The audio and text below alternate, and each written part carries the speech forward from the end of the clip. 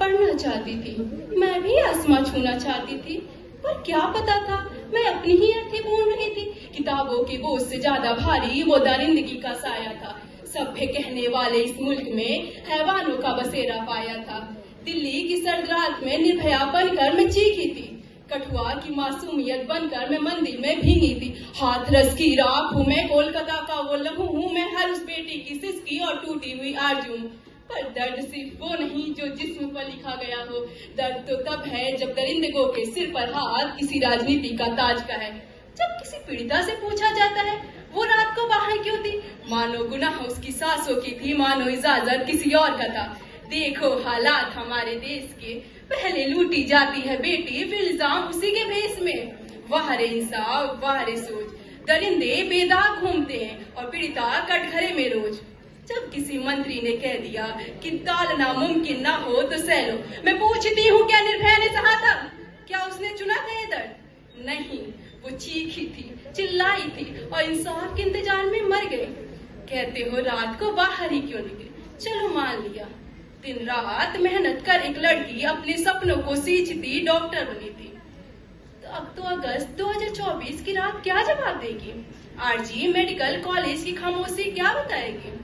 कहते हो घर के अंदर रहो, तो 2022 की रिपोर्ट क्यों चिल्लाती है कि 88% जुल्म अपने नामों से आते हैं, रिश्तेदार, पड़ोसी और कभी कभी जिसे पति कहा जाता है। कहते हो लड़कियां बड़ी ही क्यों होती हैं, तो 2018 की वो बच्ची का क्या कसूर था जो मंदिर की चौखटों पर भी सुरक्षित ना थी। कहते हो कपड़े ठीक नहीं थे, तो उस बूढ़ी औरत का क्या दोष था जिसकी झुर्रियों ने भी हैवानियत नहीं रोका। सच ये है कपड़े नहीं नीयत गंदी है और समाज की चुप्पी इससे भी भयानक है।